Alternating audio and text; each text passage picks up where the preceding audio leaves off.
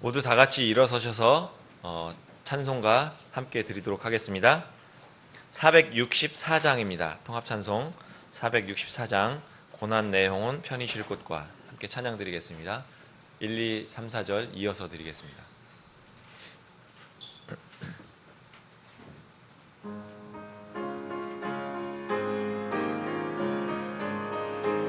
가사를 잘 생각하시면서 찬양 드립니다. 고난 내 영혼 편히 쉴 곳과 풍랑이 일어도 안전한 포구 폭풍까지 다스리시는 주의 영원한 팔 의지해 주의 영원하신 팔 함께 하사 항상 나를 붙드시니 어느 곳에 가든지 요동하지 않음은 주의 팔을 의지함이라. 세상 친구들 나를 버려도 예수 늘 함께 동행함으로 주의 충만하리니 주의 영원한 팔 의지해 주의 영원하신 팔 함께 하사 항상 나를 붙드시니 어느 곳에 가든지 요동하지 않음은 주의 팔을 의지함이라. 나의 믿음이 연약해져도 미리 예비한 힘을 주시며 위태할 때 안보하시는 주의 영원한 팔 의지해 주의 영원하신 팔 함께 하사 항상 나를 붙드시니 어느 곳에 가든지 요동하지 않음은 주의 팔을 의지함이라. 능치 못한 것 주께 없으니 나의 일생을 주께 맡기면 나의 대신 지시는 주의 영원한 팔 의지해 주의 영원하신 팔 함께 하사 항상 나를 붙드시니 어느 곳에 가든지 요동하지 않음은 주의 팔을 의지함이라. 아멘. 함께 기도드리겠습니다. 아버지 하나님, 감사합니다. 주님을 거부하고 자기 뜻대로 지옥을 향해 걸었던 우리를 주님의 부활을 기억하고 주께 예배드림을 사모하여 이 자리에 모여 고개 숙이고 예배드릴 수 있는 자녀로 삼아주심을 감사드립니다. 지난 한 주간 세상 속에서 치열한 삶 속에서도 섬세한 주님의 인도하심과 사랑스러운 보살핌으로 주님의 분량으로 한 걸음 자라게 하심에 감사와 영광을 드립니다. 세상의 즐거움보다 주님께 예배드림을 사모하여 지체들과 함께 모여 주님을 바라는 이 시간 참으로 감사합니다. 이 시간 주님과 자녀된 우리들 사이에 다른 것들이 끼어들지 못하게 도와주시고 우리의 예배가 주께서 기뻐 받으시는 예배가 될 수 있도록 도와주세요. 오직 말씀에 순종하여 주님의 가르침을 따라감으로써 천국을 향해 가는 우리 나그네들의 여정을 막는 사탄 마귀의 속삭임에 속지 않도록 도와주시옵소서. 전능하신 주님께 고백합니다. 주님, 참 고맙고 멋지고 직접 만나 뵙고 싶은 마음 간절합니다. 다시 오실 거룩하신 주 예수 그리스도의 존귀하신 이름으로 기도드립니다. 아멘. 앉아주십시오. 찬송가 162장 함께 드리겠습니다. 드린 후에 헌물 기도 드리겠습니다. 1, 2 간주 4절 드리겠습니다.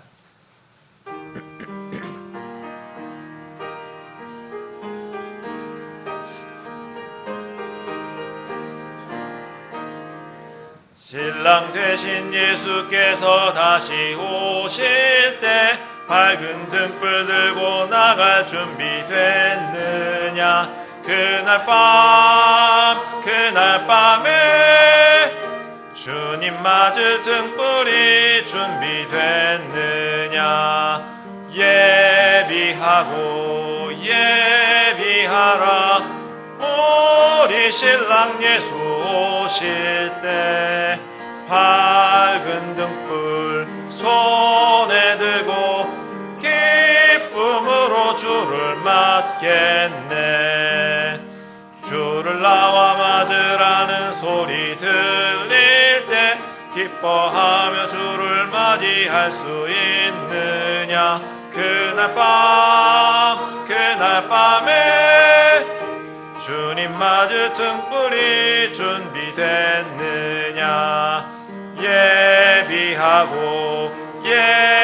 예비하라. 우리 신랑 예수 오실 때 밝은 등불 손에 들고 기쁨으로 주를 맞겠네. 간주드립니다.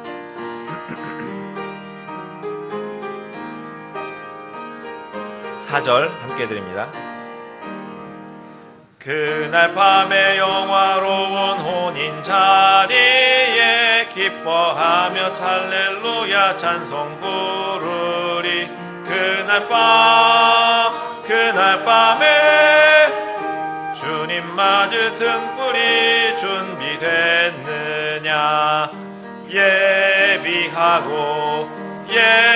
예비하라. 우리 신랑 예수 오실 때 밝은 등불 손에 들고 기쁨으로 주를 맞겠네. 아멘.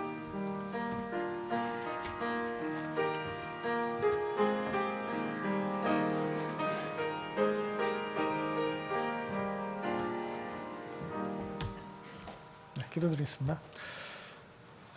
하나님 아버지, 오늘도 우리에게 복된 주일을 허락하여 주셔서 교회로 모이게 하여 주시고 하나님께 경배와 찬양을 드리는 그런 시간을 주심을 감사드립니다.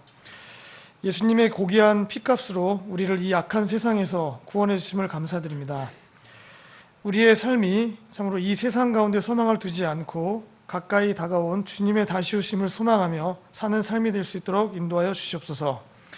우리에게 허락하신 물질에 각자 마음의 정한 분량을 이 시간 주님께 드립니다.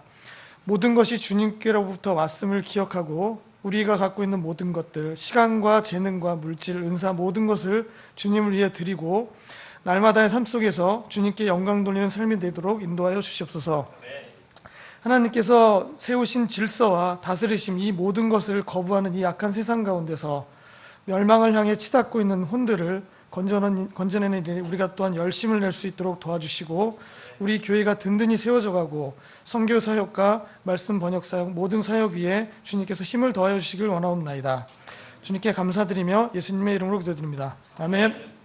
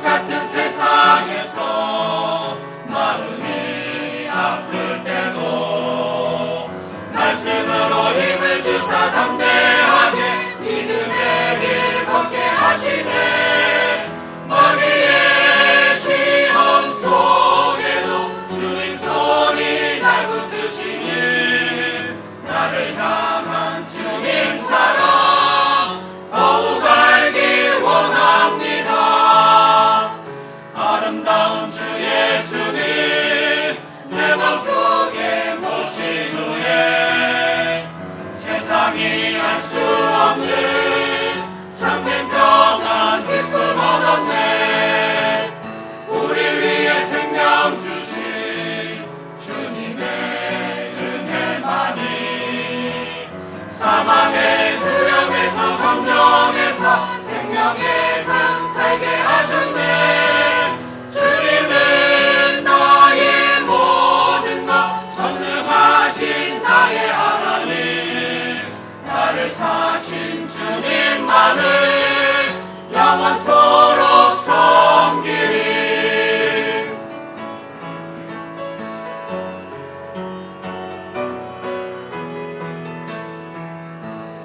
만왕의 왕 주님께서 공중에 임하시네. 나의 이름 부르실 때 영광 중에 주님 만나리.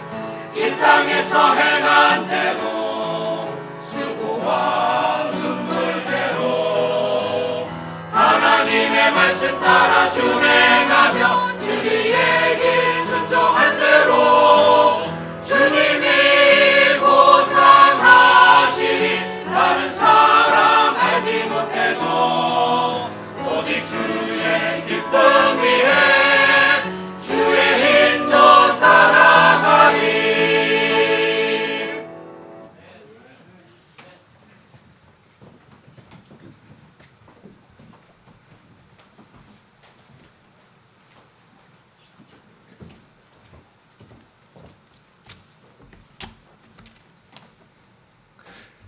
반갑습니다.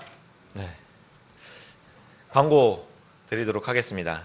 오늘 찬양 중에 주님이 보상하시리 다른 사람 알지 못해도 이 찬양 가사가 감동이 됩니다. 우리가 하는 지금 주님을 위한 모든 일들이 다른 사람은 잘 알지 못해도 주님께서는 정확하게 보상을 하실 줄을 믿고 힘을 내서 주님 오실 때까지 주님을 굳게 섬기면 좋겠습니다. 광고 첫 번째 광고는요. 오늘 오후에 중요한 그 업무를 진행을 합니다. 공적 성경 사역, 법인 설립 발기인 총회와 회원 총회를 합니다. 신청하신 지체분들은 모두 남아주시고 참석이 어려우신 분들은 저한테 전화 권호연 집사님께 좀 알려주시면 좋겠습니다.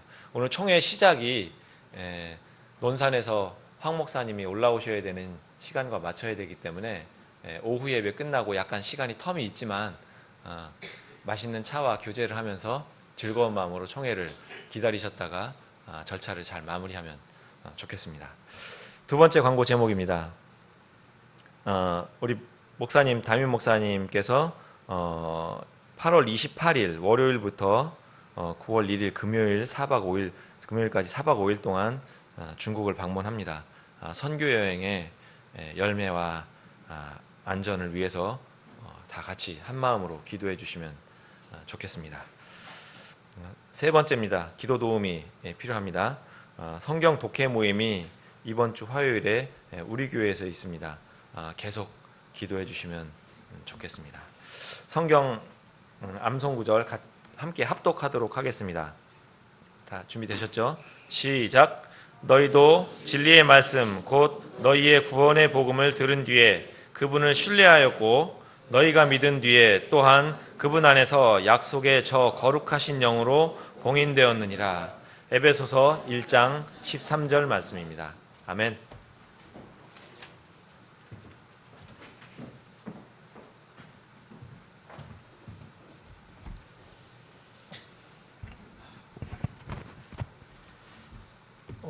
지금 광고 드린 대로 이게 충남에서 팀이 올라와야 되기 때문에 오늘 비가 안 오고 좀 날씨가 좋으면 좋겠다 생각했는데 비가 옵니다. 그러니까 좀 비가 많이 오면은 연기를 하자 그랬더니 꼭 오겠다 그래요. 그래서 큰 문제가 없으니까 오후에 그냥 이렇게 하기로 하겠습니다. 지금까지 여러분들이 자원하신 분이 28분이에요. 8분인데 물론 이제 25명 이상이 돼야 되는데 25명 그 수는 찼는데 오후에 여기 남아 있는 분들이 최종적으로 이렇게 회원 사인을 하면 되겠습니다. 오늘 여러분들 조금 시간이 이제 한 3시 정도면 모든 그 주일 일정이 다 끝나는데 오늘은 그 회의를 해야 되기 때문에 조금 1시간 정도 늦을 수도 있을 거예요. 그래서 여러분들 조금 시간을 좀 할애를 해 주시고, 그래서 그런지 우리 그 자매회에서 박인실 자매하고 이경지 자매는 어디 가셨어요? 지금 여러분들에게 특식을 준비하고 계시는 것 같더라고요. 그러니까 특식 드시고 회의에 참석하시면 됩니다. 기왕에 거기에 꼭 사인하신 분들은 이렇게 참석하시는데 오늘 사인하시고 안 오신 분들이 있어요. 지금. 그러니까 다른 분들이 그 수를 또 채워야 할 줄도 모르겠습니다. 다 같이 일어나셔서 인사하는 시간 갖겠습니다. 자, 오늘은 찬송가 277장 흑암에 사는 백성들을 보라 1절 부르신 뒤에 함께 사랑의 인사를 나누는 시간 갖겠습니다.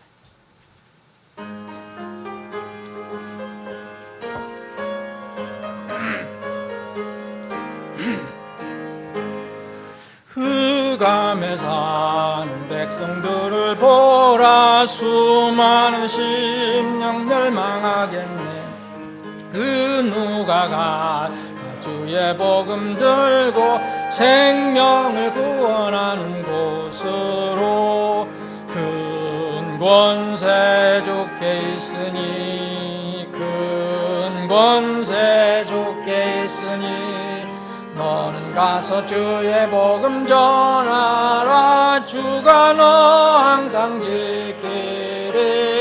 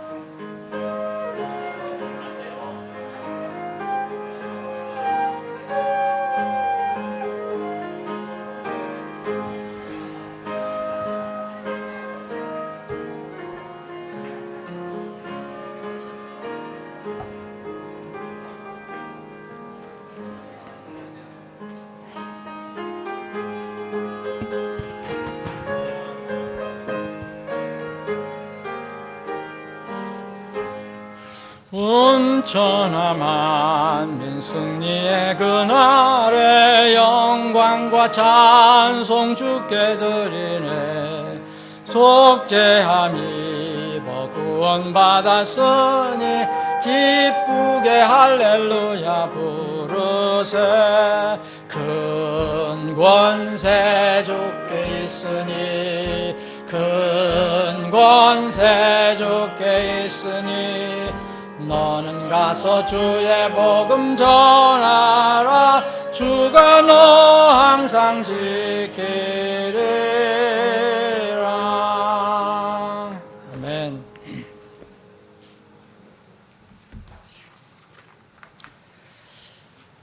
자, 오늘은 하나님의 말씀 신약 성경 누가복음 17장을 보겠습니다. 오늘은 한번 일어나셔서 하나님 말씀, 존귀한 하나님 말씀, 귀한 말씀을 생각하면서 받들어 읽는 그런 뜻으로 한번 일어나시겠습니다. 누가복음 17장 20절로부터 33절까지입니다. 제가 앞에 부분 빠른 속도로 읽겠습니다. 자, 누가복음 17장 20절로 제가 읽습니다. 바리새인들이 그분께 하나님의 왕국이 어느 때 임하느냐고 다그쳐 묻거든 그분께서 그들에게 응답하여 이르시되 하나님의 왕국은 볼 수 있게 임하지 아니하며 또 그들이 이르기를 여기를 보라 혹은 저기를 보라 하지도 못하리니 보라 하나님의 왕국은 너희 안에 있느니라 하시고 제자들에게 이르시되 날들이 이르리니 그때는 너희가 사람의 아들의 날들 중 하루를 보고자 하되 그것을 보지 못하리라. 그들이 너희에게 이르되 여기를 보라 혹은 저기를 보라 해도 그들을 따라가지 말며 그들을 따르지도 말라. 번개가 하늘 아래 이쪽에서 번쩍이어 하늘 아래 저쪽까지 빛을 내는 것 같이 사람의 아들도 자기 날에 그러하리라. 그러나 그가 반드시 먼저 많은 일들로 고난을 당하고 이 세대에게 버림을 받아야 하리라. 26절부터 33절까지는 뜻을 생각하시면서 천천히 목소리를 맞춰서 한번 봉독합니다. 누가복음 17장 26절 시작합니다. 노아의 날들에 이루어진 것 같이 사람의 아들의 날들에도 그러하리라. 노아가 방주로 들어가던 날까지 그들이 먹고 마시고 장가가고 시집가더니 홍수가 나서 그들을 다 멸하였느니라. 마찬가지로 롯의 날들에도 그와 같았으니 그들이 먹고 마시고 사고 팔고 심고 건축하였을 때 롯이 소돔에서 나가던 바로 그날에 하늘로부터 불과 유홍이 비오듯 내려 그들을 다 멸하였느니라. 사람의 아들이 나타난 날에도 그와 같으리라. 그날에 지붕 위에 있는 자는 자기 물건이 집에 있어도 그것을 가지러 내려가지 말 것이요 들에 있는 자도 그와 같이 되돌아가지 말 것이니라. 롯의 아내를 기억하라. 누구든지 자기 생명을 구원하고자 하는 자는 그것을 잃을 것이요 누구든지 자기 생명을 잃는 자는 그것을 보존하리라. 아멘. 롯의 아내를 기억하라. 주님, 오늘도 저희들에게 건강한 몸으로 하나님의 집에 이렇게 모여서 하나님을 경배할 수 있는 기회를 허락해 주심을 감사합니다. 이 복된 주일에 우리에게 귀한 생명의 말씀을 주셨는데 이 말씀을 마음에 무릎을 꿇고 부복하는 심정으로 그 마음에 받게 해주시기를 원합니다. 생명의 말씀, 하나님 입에서 나온 말씀은 언젠가는 반드시 성취된다는 사실을 우리가 믿고 그 말씀이 성취될 때를 기다리며 살게 해 주옵소서. 오늘도 이러한 마음으로 하나님의 집에 모여 싸우니 저희들의 마음도 주장하시고 이 모임을 통해서 주님 영광 받아 주옵소서. 거룩하신 예수님의 이름으로 기도합니다. 아멘. 다 앉아주시기 바랍니다. 그러면 지난번 여름 수련회에 참석하신 분들은 한번 그때 우리가 나눴던 말씀 자료들을 한번 생각해 보시면 오늘 말씀 이해하는 도움이 될 수도 있을 것입니다. 우리는 지금 하나님의 역사의 일정표 중에서 어디에 서 있는가 이런 질문을 스스로 한번 질문하면서 오늘 말씀을 나눴으면 좋겠습니다. 인자, 꼭 하나님 사람의 아들이라고 표현한 인자 예수님이 마지막 때에 내가 다시 올 때, 초림하셨을 때 이런 말씀을 하셨어요. 초림하셨을 때 이제 내가 다시 오는데, 그때 다시 올 때는 이러한 세상에 분위기가 있다, 이런 상황이 있다, 이렇게 말씀해 주셨는데, 인자가 오시는 마지막 날들의 두 가지 특성을 오늘 이야기를 합니다. 물론 성경에는 예수님 오실 때 여러 가지 이야기들이 많이 기록이 되어 있어요. 그 상황이라든지 징조라든지. 근데 오늘 우리가 나눈 이 말씀은 섬세하다고 생각되는 의사 누가가 이게 성령의 감동을 받아서 기록을 한 것입니다. 나름대로 의사 누가가 꼼꼼하게 기록을 한 것인데, 이 누가는 이 마태가 기록한 것과 좀 다른 방향으로, 그리고 더 추가해서 기록했다는 것을 알게 됩니다. 마지막 인자의 날들의 두 가지 특성을 누가는 우리에게 제시합니다.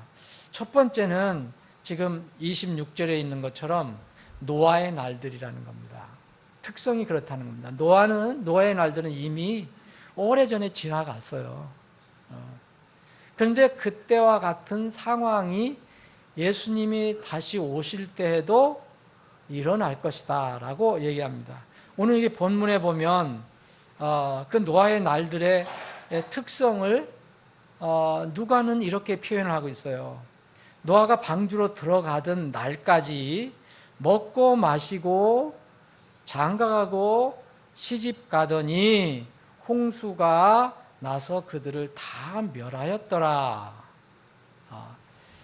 이 노아가 방주로 들어가던 날까지 어떤 일을 했다. 여기서 네 가지를 얘기하고 있습니다. 먹고 마시고 장가가고 시집가 하는 이야기를 합니다. 근데 노아는 왜 방주로 들어갔습니까? 홍수가 온다는 것을, 하늘에서 비가 쏟아지고 땅에서 물이 솟아서 이 세상을 물로 다 심판하신다는 하나님의 그 경고를 받고 그 방주를 만들어서 거기 들어가는 것입니다.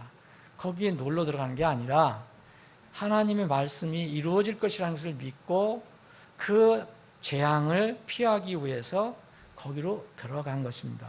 그런데 노아 외의 사람들은, 노아의 가족 외의 사람들은 먹고 마시고 장가가고 시집가는 일을 홍수가 나서 그들을 다 덮칠 때까지 계속했다라고 지금 표현을 하고 있습니다. 먹고 마시는 것은 인간 생존의 아주 기본입니다. 기본 활동이에요. 이것이 결코 이게 문제가 되는 것은 아닙니다. 그래서 제가 보기에는 이 노아의 날들에 시집가고 장가가고 시집간다는 말이 있는 거 보면 이때는 분명히 결혼제도가 존재했다는 것을 알 수가 있습니다. 분명히. 그리고 시집가고 장가가는 것과 더불어서 기본적으로 살아야 하는 이제 먹고 마시는 일을 그렇게 계속 하고 있었다. 근데 왜 이야기를 주님께서 해 주셨느냐? 거기에 이제 우리가 생각을 해봐야 됩니다. 결코 먹고 마시고 장가가고 시집가는 게 나쁜 게 아닌데 왜 주님께서 그런 말씀을 하셨을까? 문제는 노아가 방주로 들어가던 날까지 최소한 100년간 노아가 이 주님께서 하나님께서 물로 심판하신다는 것을 경고를 했는데 그 방주로 들어가는 날까지 사람들은 여전히 그런 활동을 계속 했다는 것을 말하고 있습니다. 다른 그 방향으로 얘기를 하면 육신의 활동은 부지런히 잘 했는데 영적으로는 눈이 어두워 있어서 하나님의 심판이 임했는데도 여전히 그 육신의 활동에만 전념을 하고 있었다는 것을 말하고 있습니다. 홍수가 나서 그들 다 쓸어버릴 때까지 알지 못하였다라는 말은 마태복음 24장에 나와 있어요. 똑같은 말을 마태복음 24장 39절에 홍수가 나서 그들을 다 쓸어버릴 때까지 뭐라냐? 그들이 알지 못하였나니 그랬어요. 알지 못하였나니 인자가 오는 것도 그러하리라. 이러한 이유로 주님께서는 깨어있으라 그리고 준비하고 있으라라고 경고하신 겁니다. 마태복음에 비슷한 말씀이 나오는데 여기에는 이제 이 뒷부분에 있는 부분, 우리가 지금 오늘 살펴볼 부분은 기록이 되어 있지 않습니다. 이 앞부분에 이 부분만 나와 있어요. 그리고 나서 마태복음 24장 42절 44절에 보면 그래서 깨어있으라 그리고 준비하고 있으라 대비하고 있으라라고 주님께서 강력하게 경고를 해 주셨어요. 자, 이것은 자 여기 보시면 다시 말씀드리면 장가가고 시집가고 먹고 마시는 게 뭐 잘못된 것 아닙니다. 그런데 이 부분을 마지막 때의 특성으로 얘기를 해 주셨어요. 이 경고는 인간의 도덕적인 타락에 포커스를 맞춘 것이 아니에요. 마지막 때는 주님 오실 때 도덕적으로 많이 타락할 것입니다. 모든 부분에 영적으로 도덕적으로 많이 타락할 것인데 그 부분은 전혀 이야기를 하지 않습니다. 이 부분에는. 그런데 오늘 우리가 이 노아의 날, 이 인자의 날과 같다고 이렇게 말씀하신 거에서는 인간의 어리석음에 지금 포커스를 맞추고 있어요. 여러분 매일 잘 먹고 잘 마시고 잘 쉬고 또 일상생활 잘 해도 어리석을 수가 있다는 거예요. 하나님의 그 기준에 보면 참 어리석을 수가 있다. 누가복음 12장에 보면 그 부자 농부 이야기가 나오는데 그 부자 농부는 결코 세상적으로 나쁜 사람이 아닙니다. 열심히 일해서 자기가 그의 농사를 잘 져서 소득을 많이 거둔 것뿐이에요. 그런데 그럼 잘못된 게 아닙니다. 도덕적으로 나쁘다고 얘기하지 않았어요. 뭐 하나님을 대적했다는 말도 없고 우상숭배했다는 말도 없어요. 그런데 주님께서 그 밤에 내가 내 혼을 거둬가면 네가 준비한 것이 누구 것이 되겠느냐라고 주님께서 말씀하십니다. 이것은 인간의 어리석음에 관해서 이야기를 하고 있습니다. 여기 인간의 어리석음은 뭐에 지금 집중되고 있느냐 하면 육신의 속성입니다. 물질의 속성에는 인간이 눈이 어두워지고 그래서 영원한 것을 못 본다는 거죠. 썩는 것에는 눈이 반짝 뜨여 있는데 썩지 않을 영원한 것에 대해서는 눈이 감겨 있다는 거예요. 그래서 이 썩는 것들을 추구하는데 인생을 전부 허비한다라는 것이 경고의 말씀입니다. 지금 이 시대는 바로 그러한 시대가 아닌가, 그런 세대가 아닌가. 주님께서 오실 때 가깝다고 하는 세대가 정말 썩을 것들을 추구하는데 모든 우리의 인생을 허비합니다. 재물, 이것을 추구하는데, 명예를 추구하는데, 심지어는 뭐 건강을 추구하는데도 평생 다음 세상에 대한 생각을 하지 않고, 그래서 결국은 이런 것들에 속아서 재물, 세상 욕심에 속아서 자신에게 뿌려진 예수님의 그 영원한 말씀을 받지 못합니다. 받아도 숨을 막히게 해서 질식시켜버리고 맙니다.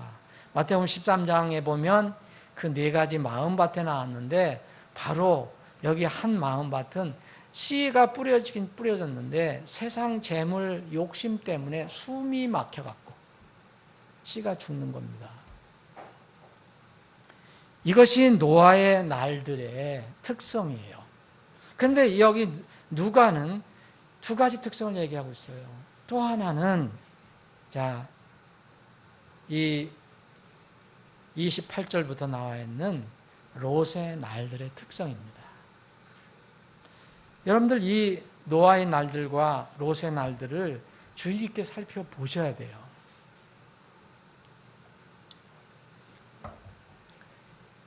이것은 마태가 기록하지 않은 것이에요. 이건 누가는 기록을 했어요. 여기에 의미가 깊습니다. 노아의 날과 롯의 날은 공통적인 게 있어요.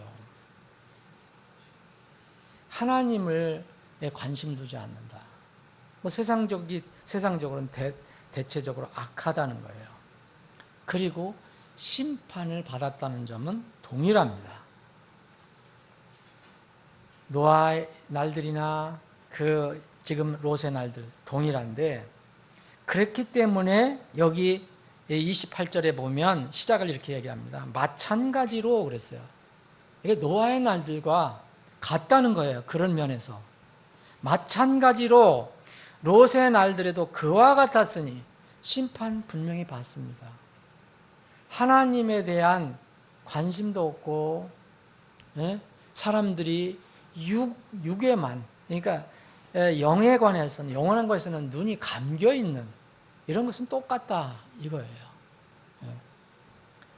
그래서 이렇게 이야기합니다. 똑같은데 그들이 먹고 마시고, 똑같아요. 인간의 기본 생활은 먹고 마셔야 하니까.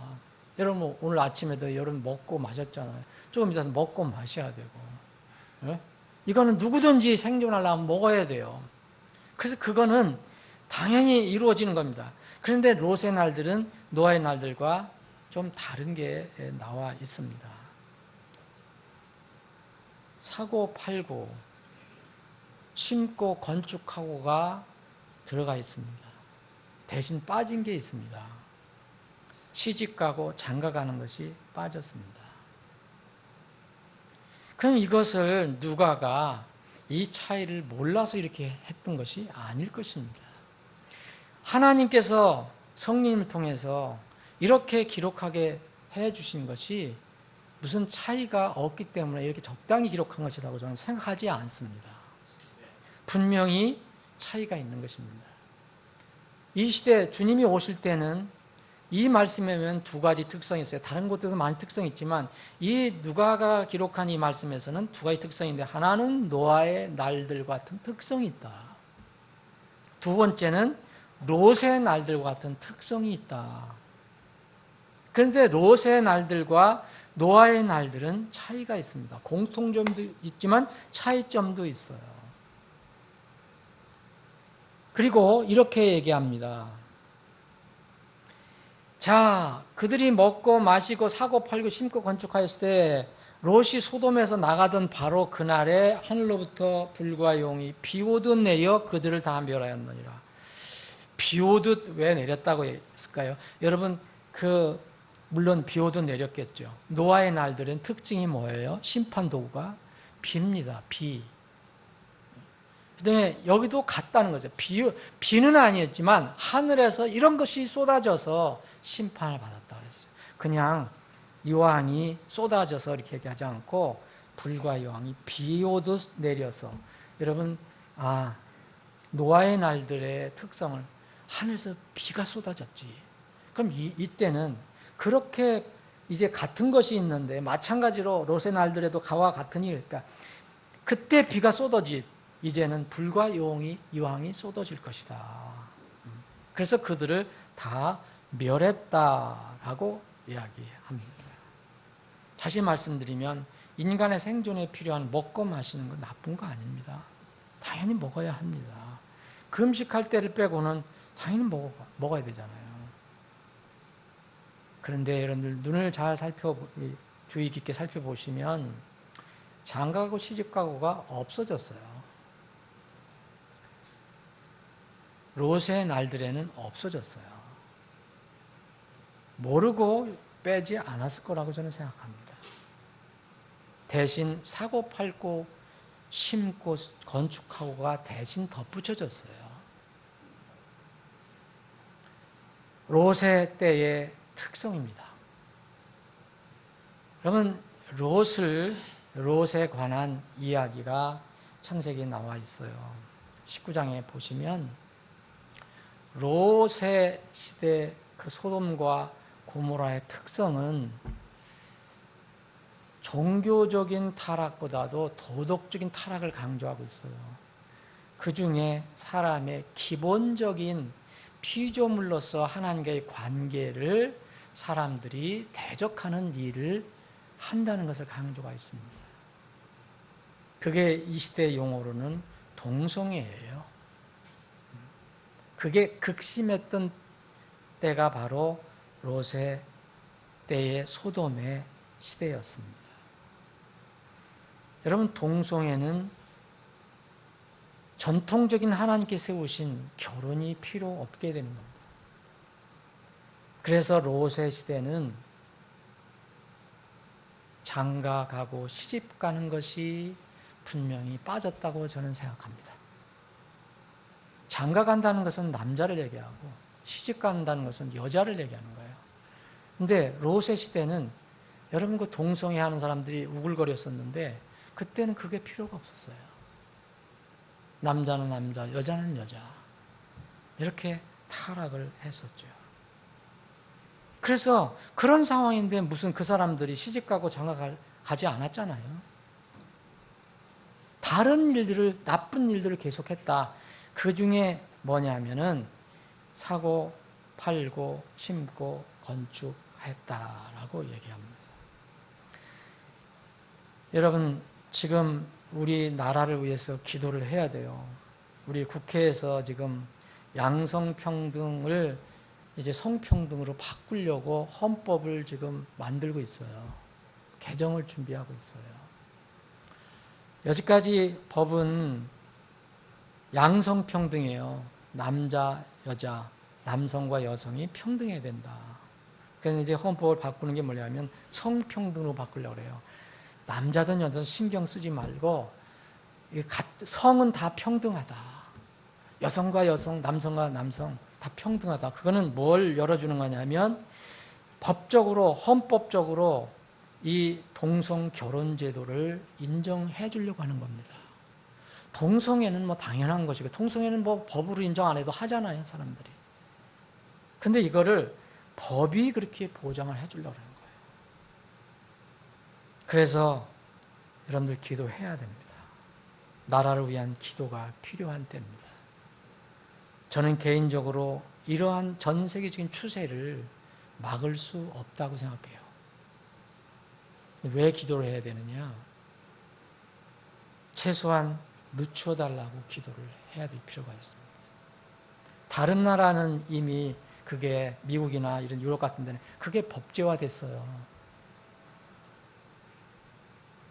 그런데 우리나라는 어떻게든지 늦추어 주시도록, 늦추어 달라는 것은 하나님의 심판 집행이 늦추어진다는 것을 의미합니다.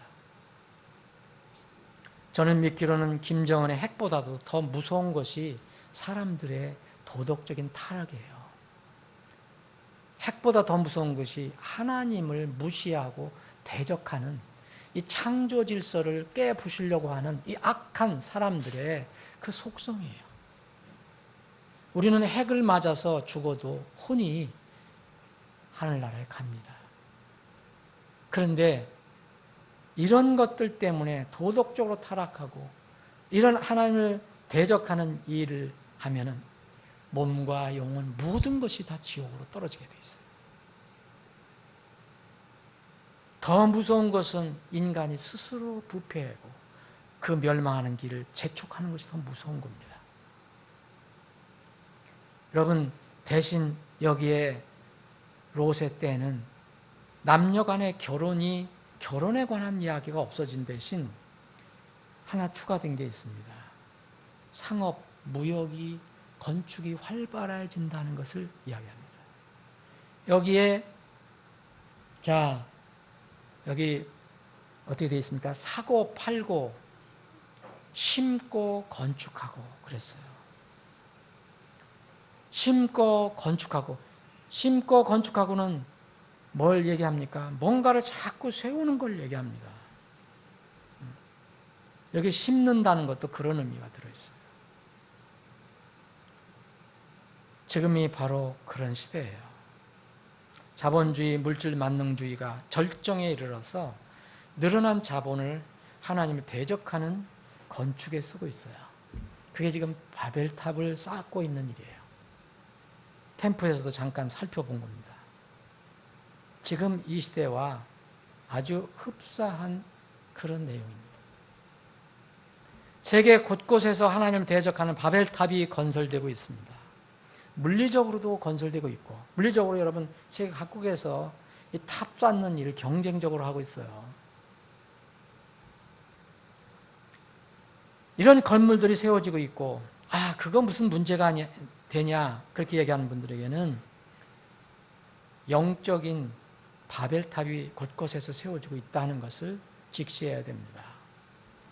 바벨은 말 그대로 혼란이에요. 의미가 혼란이에요. 혼동이에요. 케이아스를 하는 거예요. 막 뒤섞인다는 거예요. 이 바벨탑은 뭔가 하나로 세계가 합쳐지는 것 같은데 결국 하나님께서 볼 때는 이건 혼동이에요. 결국 무너져야 하고 심판받아야 할 것이에요. 이 바벨탑이 지금 이 시대 용어로는 세계 단일 정부, 세계 단일 경제, 세계 단일 종교 시스템으로 지금 세워지고 있는 것입니다. 단일 통제 시스템을 말하는 겁니다. 이게 한 국가에서만 해당되는 게 아니라 전 세계적인 그런 시스템으로 바뀌어진다는 거예요. 이 시스템은 결국은 다시 이제 마지막 때에 나타날 적그리스도의 손에 쥐어지게 될 시스템입니다. 적그리스도가 이 시스템이 갖춰지지 않으면 절대 세상을 다스릴 수가 없어요. 아무리 뛰어난 사람이라도 불가능한 겁니다. 이러한 전 세계적인 단일 조직이 완성되는데 반드시 필요한 것이 인간을 통제 관리할 시스템을 도입하는 거예요. 그게 바로 계시록에 나와 있는 이 먹고 마시는 일을 통제하는 일, 사고 파는 일을 통제하는 일이에요. 여기 사고 팔고 심고 건축하실 때 여기 끝까지 나가는 게 아니라 결정적일 때는 이게 문제가 생긴다는 거죠. 지금 이 일이 빠른 속도로 진행되고 있는 것을 여러분들도 아실 겁니다. 짐승의 표가 없는 사람은 사거나 팔지 못하게 할 것이라는 것이 성경에서 예언이 되어 있어요. 계시록 13장에 15절부터 17절 읽어보십시오. 그런데 이 표를 받지 않은 사람들은 먹을 것을 구하지 못하고 사고 팔지 못하게 하는데, 거래를 못하게 되는데, 그러려면은 죽어야 되는 거잖아요. 못 먹으면. 그럼 안 죽으려면 이제 짐승의 형상에게 경배를 해야 돼요. 둘 중에 하나를 택해야 됩니다. 그래서 그 적그리스도가 이제 다스리는 시대에는 우상 숭배를 하지 않을 수 없는 시스템으로 바뀌는 겁니다. 먹는 식량과, 여러분들 자유롭게 지금 먹는 그 식량과 목숨을 맞바꿔야 하는 세상이 옵니다. 이것은 소설이 아닙니다. 사람이 쓴 소설이 아니에요. 하나님께서 기록해서 우리에게 주신 말씀 안에 들어있는 것입니다. 1.1핵도 반드시 없어지지 아니하고 성취될 말씀 안에 들어가 있습니다. 하나님의 자녀들에게는 치명적인 생활 환경이 되는 것입니다. 오늘 여기 본문에 보면 33절, 우리가 오늘 읽은 마지막 부분에 보면 33절은 뭘 얘기합니까, 여러분? 둘 중에 하나를 택하라는 거예요. 두 개를 다 가질 수 없다는 거예요. 자기 생명을 구원하려면, 지금 이 땅에서 자기 육신의 생명을 구원하려고 하는 사람은 그것을 영원히 잃을 것이라는 거죠. 그리고 누구든지 자기 생명을, 이 육체, 이 땅에 사는 때 필요한 이 육체 생명을 잃는 자는 그것을 영원히 보존하리라. 대단한 역설적인 설명이에요. 무슨 말씀입니까? 여러분, 우리 하나님의 자녀들에게도 이런 환경이 도래할 수 있다. 짐승의 표를 안 받으면 굶어 죽게 되고, 받으면 하나님의 심판을 피할 수 없다고 계시록 14장 9절부터 12절을 보면, 짐승의 표를 받은 사람들은 적그리스도의 심판을 받지 않지만, 적그리스도의 괴롭힘을 당하지 않지만 하나님께서 심판하신다고 나와 있습니다. 제가 오늘 동영상을 여러분들에게 보여드리고 싶었는데 뭐 준비가 안 되고 저도 기술적으로 좀 잘 못해서 다음 기회에 보여드리겠는데, 이미 미국 위스콘신 주에서는 수십 명이, 한 회사에서 수십 명이 이것을 받았어요. 그것이 짐승의 표라고 얘기하는 건 아닙니다. 그런데 직원들 한 8, 90명 있는 그 마켓 그 직원들이 50명 이상이 이 마이크로칩을 이 손에 받았어요. 여러분 기회 되면 제가 그거를 동영상을 보여드릴 거예요. 다음에. 그 사람들은 말하기를 뭐라 했냐면요, 파티를 했다고 그랬어요. 마이크로칩 파티. 너무 좋은 거다 이런 거예요. 쌀 한 톨 크기의 마이크로칩을 직원 편의를 위해서 직원 몸에 이렇게 심어줬다는 거, 그 회사의 광고입니다. 그게 바로 올해 지난달 7월 25일에 한 거예요. 이게 뭐 다 뉴스가 나왔어요. 여러분들도 살펴보시면 동영상 살펴볼 수 있어요. 저는 거기에 있는 사람들이 인터뷰하고 하는 걸 보고 참 두려운 생각이 들었어요. 어떤 사람은 한 일주일 동안 고민을 했다는 거예요. 받아야 말까. 그런데 회사에서 얘기하는 것을 듣고 편리하겠다. 그래서 자신 있게 받았다 얘기를 해요. 실제 받았습니다. 근데 몇십 명은 끝까지 안 받은 것으로 알고 있어요. 근데 지금은 강제하지 않는다고 얘기했습니다. 그런데 그 회사에서 그 직원들이 잘 버텨나가려면 제가 보기에는 대다수가 지금 받았는데 안 받을 수 없을 것이라고 생각해요.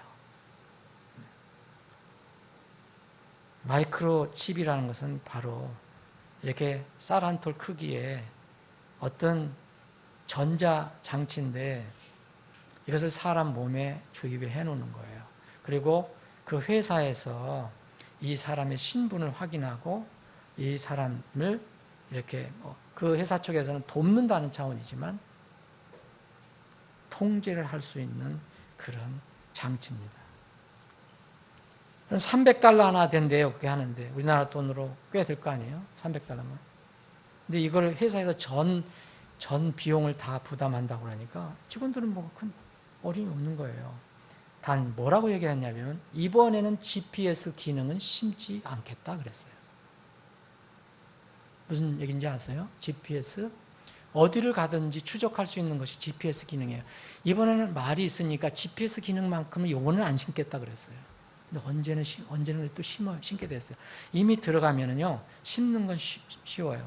그래서 어느 듀크 대학의 그 컴퓨터 교수가 이런 얘기를 했어요. 이거 위험하다. 이분은 성경을 모르는 것 같은데 그래도 자기가 생각하니까 위험하다는 거예요. 대부분의 직원들이 동의하면 그 회사에서 다 될 거 아니냐. 그 다음 단계는 추적 기능을 허용하게 될 것이다. 그래서 고용주들이 직원들로 하여금 직장 밖에서도 지속적으로 감시를 받도록 허용하는 무엇인가를 거기에 이식하도록 기대하게 될 것이다. 그런데 여러분 카드 가지고 계시죠? 저도 카드 있습니다. 스마트폰 있죠?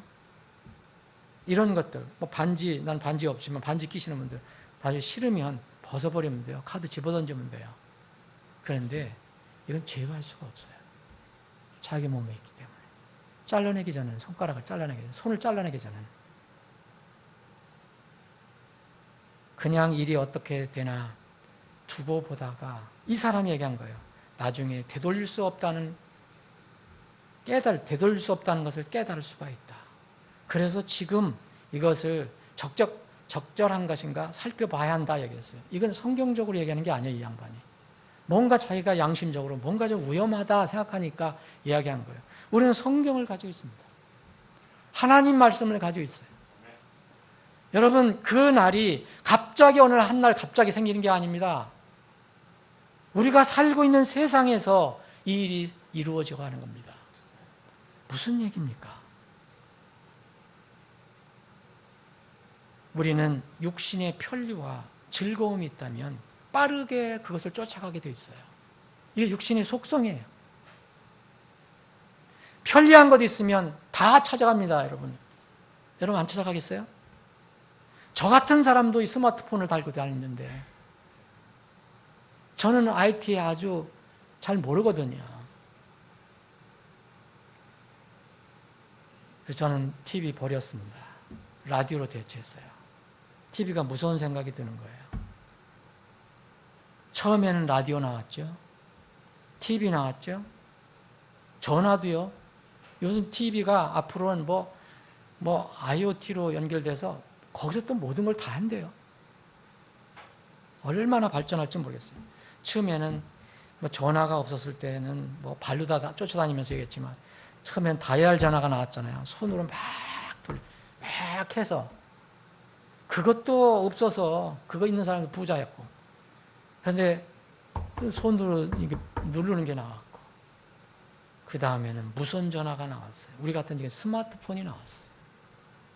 화상통화도 하고 있어요. 저는 화상통화 나온다 하길래 이거 나오면 큰일 났다 그랬는데 벌써 나왔어요.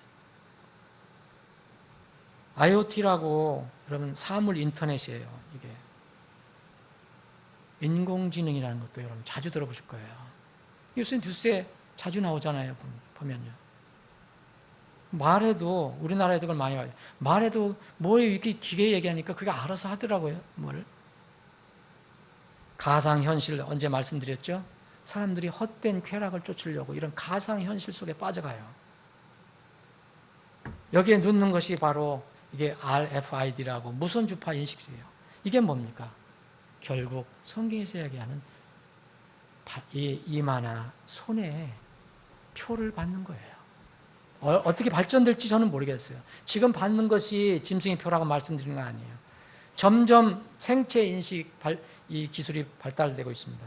베리칩이라는 것이 나오고 있어요. 이게 뭡니까? 육신의 편리함과 쾌락을 추구하는 이 거대한 추세는 누구도 막을 수가 없어요. 여러분들이 안 쓸 것 같지만 다 쓰게 돼 있어요. 나는 끝까지 카드만 붙이고 있겠다. 시스템이 이렇게 다 바뀌었는데 어떻게 하겠어요? 저도 스마트폰을 안 쓰려고 애를 많이 썼어요. 근데 목회자가 스마트폰 없으면 안 된다는 거예요. 성도들하고 소통이 안 되니까. 점점 그렇게 됩니다. 편리한 것이나 신기한 것 있으면 빠르게 퍼져요, 지금. 두 번째는요, 인간의 쾌락을 부추기는 것이 있으면요. 그리고 악한 것은 빠르게 퍼지게 되어 있어요. 선하고 바르고 이런 것은 잘 안 퍼져나가요.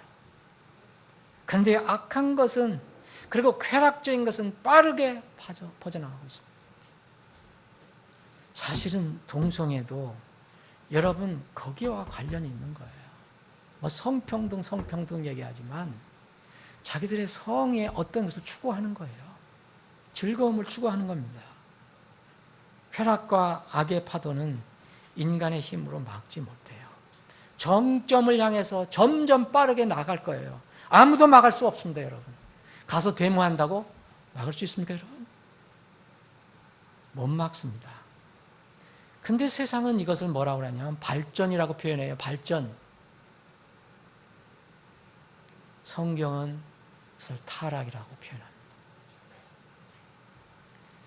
하나님께서는 사악해져 가고 하나님을 점점 대적하는 이 현 세상을 교화시키거나 설득시키시려고 하시지 않아요.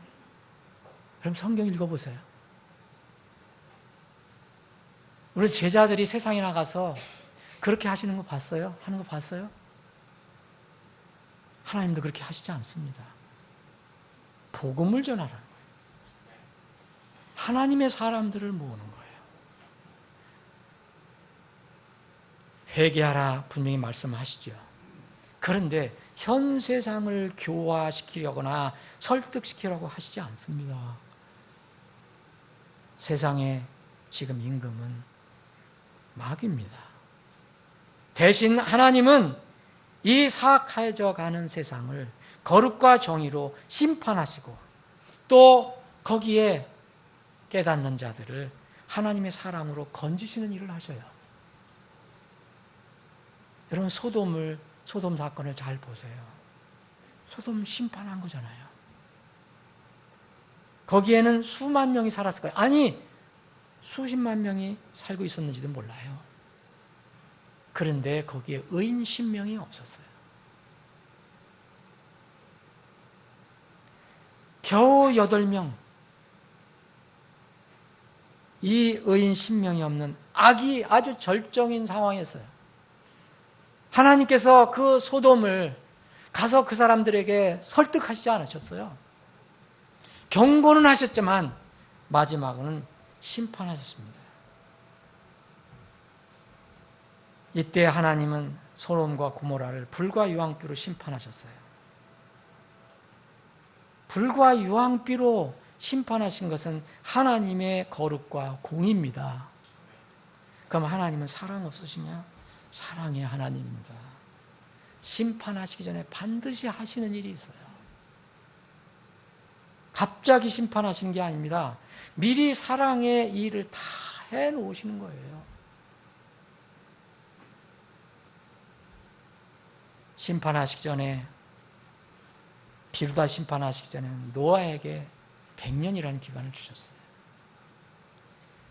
롯은 아브라함이 어떻게든지 건져보려고, 조카 롯을 건져보려고, 그 사실 롯만 건지려고 한 게 아니라 롯이 살고 있는 소돔을 어떻게든지 주님께서 심판하시지 않도록 하려고 이 아브라함이 애를 썼어요. 하나님과 토론을 했어요. 그런데 하나님은 거기에 의인 10명이 없다. 대신 어떻게 해야 되느냐? 거기에 의인이 함께 멸망받을 수 없잖아요. 그래서 천사를 보낸 겁니다. 천사를 보내서 그 롯의 가족을 이제 끌어낸 것입니다. 심판하기 전에 천사를 보내서 노아 시대는 8명이 구원을 받았지만 롯의 가족은 4명이 구원을 받았어요.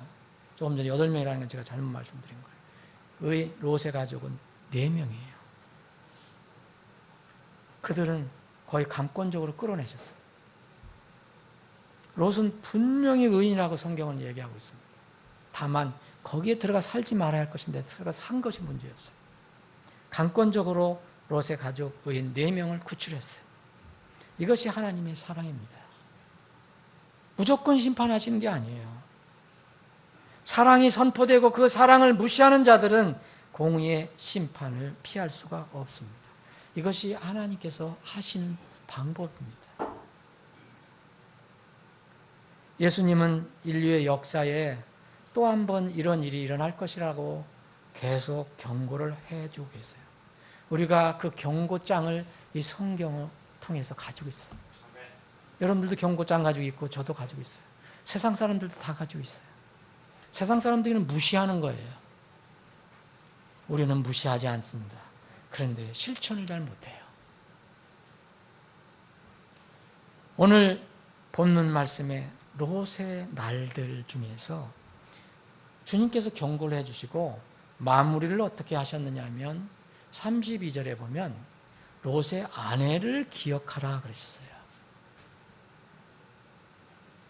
왜 주님께서 소돔에서 불로 심판받아서 죽게 되는 소돔의 시민들, 롯의 사위들을 기억하라 라고 말씀하시지 않으셨을까? 그렇게 하시는 대신 주님은 롯의 아내를 기억하라. 이렇게 말씀하셨어요. 왜 그렇게 하셨을까? 왜 거기서 불로 심판받은, 유황으로 심판받은 소돔 사람들과 롯의 사위, 자기 장인의 그 말을 조롱했던 롯의 사위들을 기억하라 그렇게 하시지 않고 롯의 아내를 기억하라 그러셨을까?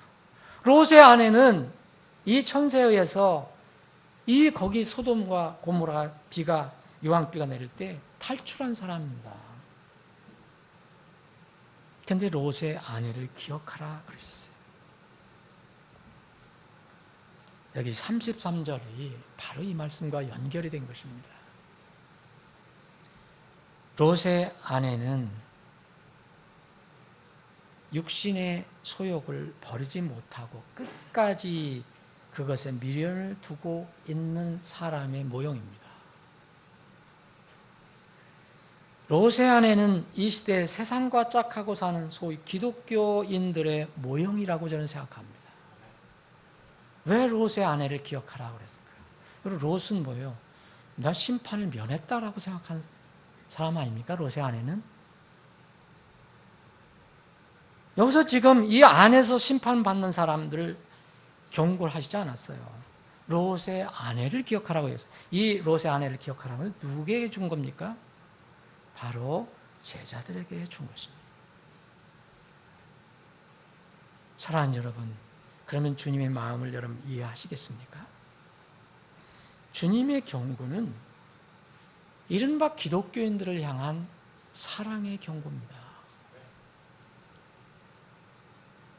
만약 여러분들이 이 소돔의 심판을 피해 나왔다는 것을 구원이라고 주장한다면 이 롯의 아내는 매우 부끄러운 구원이 될 것이에요.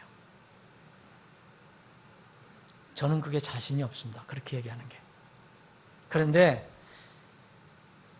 사람이 소금 기둥으로, 사람은 사람이어야 되는데 사람이 소금 기둥으로 변했다는 점을 강조하면 죽음의 천사를 피해서 이집트를 나왔지만 자신의 영혼의 지성소에 어린 양의 피가 없는 상태에서 가짜된 신자, 곧 유월절을 경험하지 못한 섞여 있는 자의 그림자라고 저는 생각합니다. 섞여 있는 자가 출애굽 때 있었습니다. 전혀 유월절 피와 상관없이 언정결에 이스라엘이 탈출할 때 거기서 휩쓸려 나온 사람들이 있었어요. 분명히 성경은 이야기하고 있습니다. 그래서 그 섞인 자들이 계속 사람들을 이렇게 부추겨서 불만을 터뜨리게 하고 그 모세에 대응하게 하는 일을 합니다. 사랑하는 여러분, 여러분들이 그것은 판단하십시오. 근데 분명한 것은요, 주님은 이렇게 강조하셨어요.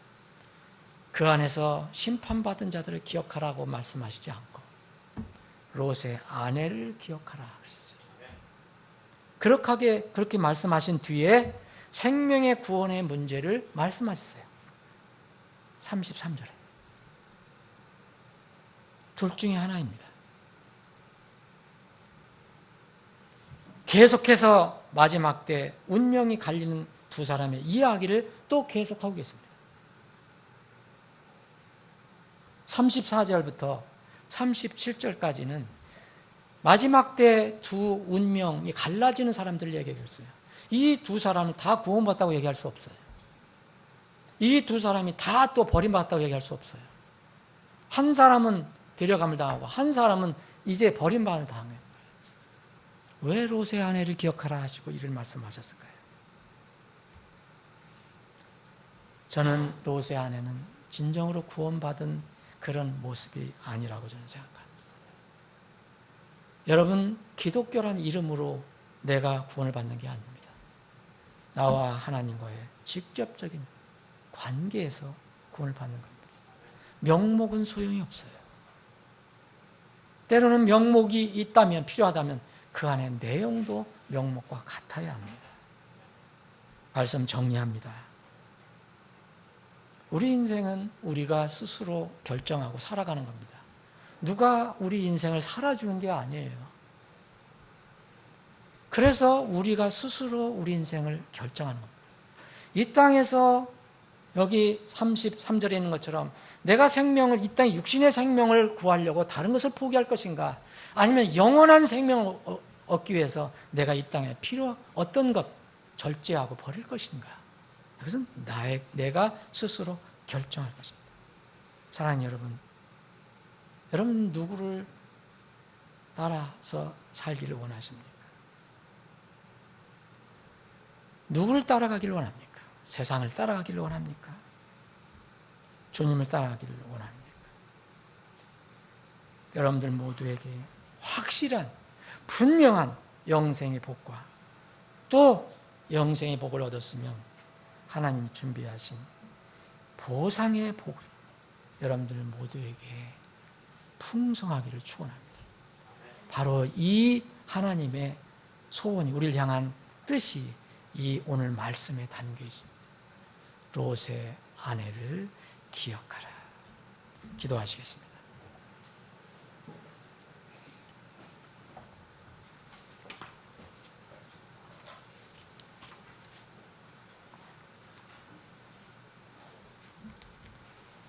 말씀을 듣고 흘려버리면 아무 소용없습니다.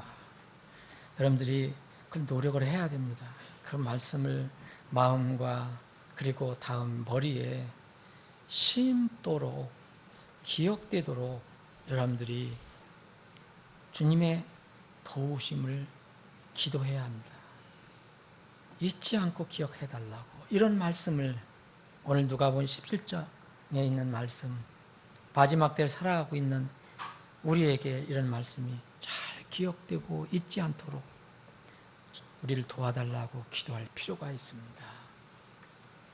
우리 중에 혹시 이 말씀을 듣는 혼들 중에 어떤 방법으로 듣든 구원의 확신이 없는 사람이 있습니까? 여러분, 기독교에 있다고 말씀드린 게 아니에요. 분명히 소돔과 고모라에서 탈출한 롯의 아내를 기억해 보십시오. 근데 그는 사람이 되지 않고 소금 기둥으로 바뀌었습니다. 내가 주장하고 내가 명목으로 가지고 있는 것이 나를 살리는 것이 아닙니다. 내 안에 있는 성령께서, 거주하시는 성령께서, 그리고 하나님께서 주신 생명이 나를 궁극적으로 그것으로 인도하여 주시는 것입니다. 그런 영원한 생명을 가지고 있습니까? 아니면 이 세상의 육신의 생명만 가지고 있습니까? 여러분들이 택하십시오. 영혼을 기억하십시오. 여러분들이 소돔과 고모라를 분명히 탈출했다면 롯의 아내인가 살펴보시기 바랍니다. 롯의 아내는 거기서 심판받은 사람과 별반 차이가 없습니다. 차이는 명목입니다.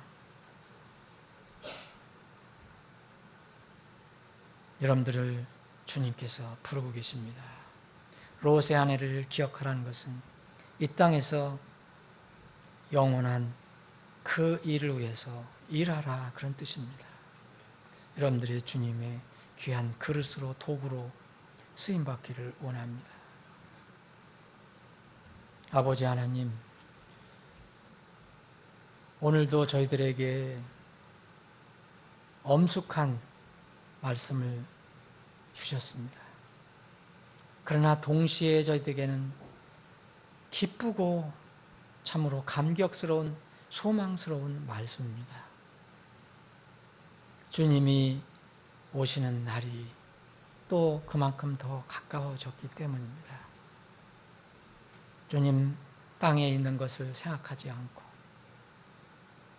그것이 영원한 것이라고 착각하며 살지 않게 하시고 하늘에 있는 영원한 것, 썩지 않은 것을 늘 사모하며 살아가는 저희들이 되게 주시옵소서. 아버지 하나님, 오후에 있을 모든 절차도 또 특별히 저희들의 모임, 특별한 모임이 있는데 그 모임에도 주님께서 함께 해주셔서 복되고 기쁘고 참으로 보람된 그런 시간이 되게 주시옵소서. 거룩하신 예수님의 이름으로 기도합나이다. 아멘.